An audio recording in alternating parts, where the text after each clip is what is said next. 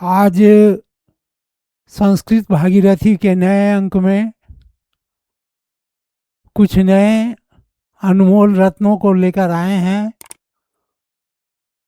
आशा करता हूँ कि आप इन रत्नों को अपने जीवन में उतार कर कुछ लाभ ले सकें, तो इसकी सार्थकता होगी। तो आज जो पहला रत्न है वह है श्रोतं श्रुतनेव न कुंडलेन दानेन पानीर न तु कंगनेन विभाति कायः करुणापराणाम परोपकारे न तु चंदनेन। श्रोतम श्रुतनेव, कान, ये श्रोतम कान हुआ। कान जो है वह सुनने के लिए है। अब क्या सुनना है? तो हमें अच्छी बातें सुननी है, धर्मशास्त्र की बातें सुननी है, वेद पुराण, जो गीता महाभारत, जो भी अच्छी बातें जहाँ भी बताई गई हैं वह कान सुनने के लिए है। ना कुंडलेन, कुंडल पहनने के लिए ही केवल नहीं है। तो दानेन पानी, दान जो है पानी माने हाथ होता है, ये पानी माने हाथ होता है। तो दान करने के लिए ये हाथ है, ये हाथ जो है वो दूसरों को देने के लिए है। न तू कंगनेन, कंगन धारण करने के लिए नहीं है। विभाति कायः, कायः माने होता है शरीर। ये शरीर की शोभा करुणा से होती है, उपकार से होती है, परोपकार से होती है। परोपकारें न तु चंदनेन, चंदन का लेप लगा लें, उससे हमारे शरीर की शोभा नहीं होगी। और दूसरों का उपकार करें, दूसरों का उपकार करने के से ही हमारे शरीर की शोभा होती है। तो हम फिर से इसको जान लें। श्रोतं श्रुतनेव, कान जो है, कान की शोभा कुंडल पहनने से नहीं होती, अपितु धर्मशास्त्र की बातों को सुनने के लिए, दूसरों के कल्याणकारी बातों को सुनने के लिए, उपकार के लिए कान की शोभा, जो उपकार की बातें हैं उसे सुने हम, तो उससे हमारे कान की शोभा होगी। हाथ की शोभा कंगन पहनने से नहीं होगी, हाथ की शोभा दूसरों को दान देने से होगी। और शरीर की शोभा करुणा से, दया से होगी, परोपकार से होगी। चंदन लपेटने से शरीर की शोभा नहीं होती है। अब चाणक्य जी ने नंबर दो हम लोग पढ़ेंगे।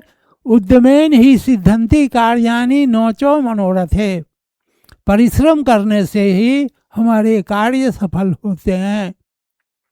जब हम उद्यम करेंगे, परिश्रम करेंगे, तो उससे हमारे कार्य सफल होंगे। केवल मनोरथ करने से नहीं होगा।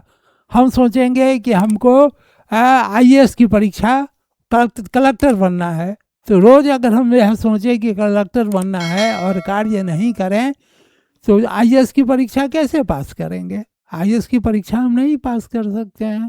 तो इसीलिए उद्यम करना होगा, परिश्रम करना होगा। उद्यम करने से ही हमारे सभी कार्य सफल होते हैं। मनोरथ करने से, केवल सोचने से नहीं होगा। न ही सुप्तस्य सिंहस्य प्रविशन्ति मुखे मृगा, शेर सोया हुआ है और कहेगा कि अरे मृग, तुम मेरे पास चले आओ, हम तुम्हारा भक्षण करेंगे। तो क्या ऐसा संभव है? नहीं संभव है। तो शिकार पकड़ने के लिए शेर को दौड़ना होता है, उछलना होता है, कूदना होता है।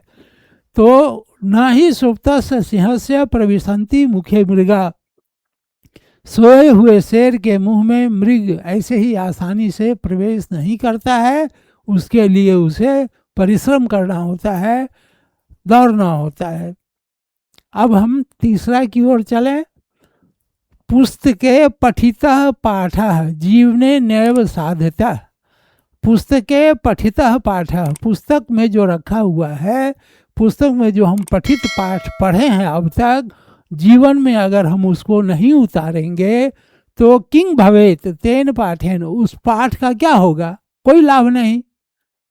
अगर मान लीजिए कोई अंधा है, उसको दर्पण देगा देखने के लिए, तो क्या अंधा व्यक्ति जो अंधा व्यक्ति है वो अपने छवि को निहार सकेगा? नहीं निहार सकेगा। तो पुस्तक में जो पढ़े हैं हम, जो सुने हैं, दूसरों के मुख से सुने हैं, उसको अपने जीवन में उतारना चाहिए। किंग भवेत तेन पाठेन, क्या होगा उस तरह के पाठ को पढ़ने से? तो एक कहानी हम लोग बचपन में सुने थे कि शिकारी आएगा, जाल बिछाएगा, दाना डालेगा, लोभ से उसमें फंसना नहीं। तो एक महात्मा जी थे जो किसी जंगल में गए और देखे बहुत सारे तोता को, तो उनको बहुत अच्छा लगा, तो सोचे कि इन तोता को सिखा देते हैं कि शिकारी आएगा, जाल बिछाएगा, दाना डालेगा, लोभ से फंसना नहीं। तोता तो सीख गया, लेकिन एक दिन सचमुच शिकारी आया। शिकारी आया तो बहुत खुश हुआ इतना तोता को देख के कि आज कुछ तोता को पकड़ के ले जाएंगे, बेचेंगे, पैसा मिलेगा। तो उस तोता को क्या किए, और वह जाल बिछा के दाना डाल दिया, और तोता सब यह गीत गाते हुए और आके उस जाल में फंस गया। तो वही हालत हम लोगों की है कि हम लोग पढ़ते हैं, सुनते हैं, लेकिन अपने जीवन में उसको उतारते नहीं हैं। किंग भवेत तेन पाठेन, उस पाठ का क्या फायदा? जीवने योनो सार्थक है, जीवन में जिसे हम सार्थक बनाएं, ऐसा हम नहीं करते हैं। हमें ऐसा अवश्य ही करना चाहिए, जो हम पुस्तक में पढ़ें या दूसरों के द्वारा जो उपदेश कहे गए हैं उसको हम सुने और उसको अपने जीवन में उतारना चाहिए। अब हम लोग चौथा की ओर चलें। प्रिय वाक्य प्रदानेन सर्वे तुष्यन्ति जंतवः, तस्मात् प्रिय ही वक्तव्यम, बचने का दरिद्रता। देखिए कितना ये अनमोल चीज है। प्रिय वाक्य प्रदानेन, मधुर वचन बोलने से सभी जीव संतुष्ट होते हैं, तुष्ट होते हैं। आप जानवर को भी अगर दुलार करेंगे, प्यार करेंगे, तो वह रिएक्ट करेगा और पूंछ हिलाने लगेगा। कुत्ता भी पूंछ हिलाने लगता है प्यार देख करके। तो प्रिय वाक्य प्रधानेन सर्वे तुष्यन्ति जंतवः, मधुर वचन बोलने में, प्रिय वाक्य बोलने से सभी जंतु, सभी जीव जंतु, यहाँ मनुष्य तक भी खुश हो जाते हैं, प्रसन्न होते हैं। तस्मात् प्रिय ही वक्तव्यम, बचने का दरिद्रता। इसीलिए प्रिय वचन बोलने में हमें किसी प्रकार की कंजूसी नहीं करनी चाहिए। सबों से मधुर वाणी में बोलना चाहिए।